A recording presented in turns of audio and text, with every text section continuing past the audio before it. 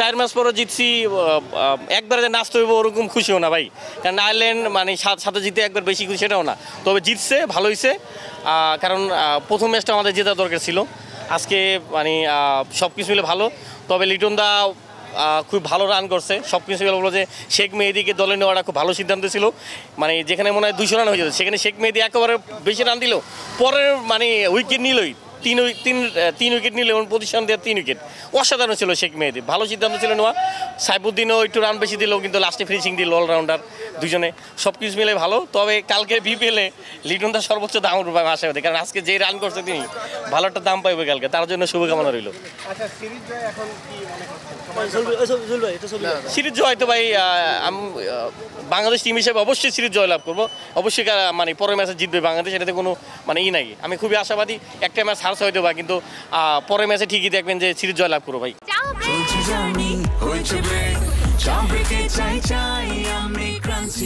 যে কোনো চা ব্রেকে বিস ক্লাব ড্রাই কেক, চায়ের সাথে আয়েশ। ভাই একবারে ওরকম খুশি সেটা না ভাই, মোটামুটি হালকা পাতলা, কারণ মানে বড় টিমের সাথে জিতলে ফিলিংস আনন্দ অন্যরকম লাগে। কারণ আমাদের বাংলাদেশ টিম হিসাবে মানে যেভাবে খেলার কথা ওইভাবে মানে মোটামুটি ভালোই, খারাপ না, মানে আগেরটা যেভাবে হারছে। তবে সব কিছু মিলে আজকে বলবো যে ভালোই খেলছে।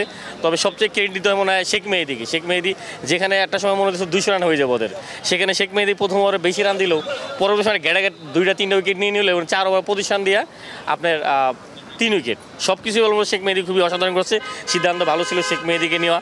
তারপর লিটন দা মনে হচ্ছে যে আগামীকালকে বিপিএলের জন্য তিনি মনে হচ্ছে যে কোটি টাকা দাম উঠে যে এরকম অবস্থা, কারণ তিনি আজকে এই যে ইনিংসটা খেললেন ক্যাপ্টেন হিসাবে সব দায়িত্ব নিয়ে খেললে, তারপরে পারভেজ ইমনও খুব ভালো খেললো, সব কিছু মিলে খুবই ভালো। মানে এখন সাইফুদ্দিনের ফিনিশিং নিয়ে কি বলবো? সাইফুদ্দিন ফিনিশিং নিয়ে খুবই ভালো, একটু ব্যাটিংয়ের বোলিংয়ে রান বেশি দিল, কিন্তু ফিনিশিংটা ভালো ছিল দুজনে, শেখ মেহেদি সাইফুদ্দিনের। মানে অনেক দিন পরে দেখলাম একটা ফিনিশিং দিল সাইফুদ্দিন, খুব ভালো ছিল। সিরিজটা কি আমাদের হচ্ছে?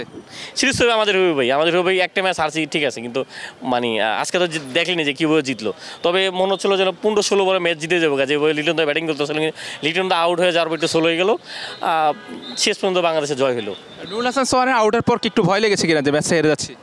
না, আমার কনফিডেন্স ছিল যে বাংলাদেশ ম্যাচ জিতবে, কারণ বেশি ডিফারেন্স ছিল না। আর যেহেতু সাইফুদ্দিন আছে, শেখ মেহেদি আছে, ওদিকে আমাদের সাকিব আছে, কনফিডেন্স ছিল যে ম্যাচ বের করে আনবে আজকে ওরা। সাইফুদ্দিন ব্যাটিং অলরাউন্ডার, কিন্তু আসলে তিনি বোলিং অলরাউন্ডার হিসেবে খেলেন, বাট অনেকদিন পর একটা দারুণ নক দিয়েছে, যে আসলে তিনি কি আসলে নিজেকে প্রমাণ করতে পেরেছেন কিনা একটু হলো?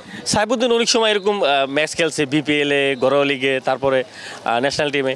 তো অনেকদিন পরে তার এটা পাওয়াতে আমরা একটু ভালো লাগলো যে অনেকদিন পরে সাইফুদ্দিনকে পাইলাম, এবং হয়তো বা সাইফুদ্দিনকে কন্টিনিউ করলে ভালো, কারণ বাংলাদেশে একজন পেসার অলরাউন্ডার আমাদের সাকিব আছে, তারপরে যে সাইফুদ্দিন, মনে হচ্ছে যে দুজনকে খেলানোর সিদ্ধান্ত ভালো ছিল। নোয়াখালী এক্সপ্রেস নামে একটা দল বিপিএলে আসছে, কেমন উন্মাদনা আপনি অনুভব করছেন? প্রচুর ক্রেজ দেখছি এখানে নোয়াখালীর। তবে আমার মনে হয় যে এই নোয়াখালীর সাথে যদি কুমিল্লা থাকতো, কারণ যেভাবে তারা একটা বিভাগ নিয়ে আলোচনা, মানে তাদের ভিতরে একটা মনে হচ্ছে ভারত পাকিস্তানের ম্যাচের মতো একটা থাকতো, মানে মাঠের ভিতরে, এবং আরও প্রচুর দর্শক থাকতো, মানে কারণ নোয়াখালীও আসতো, কুমিল্লাও আসতো।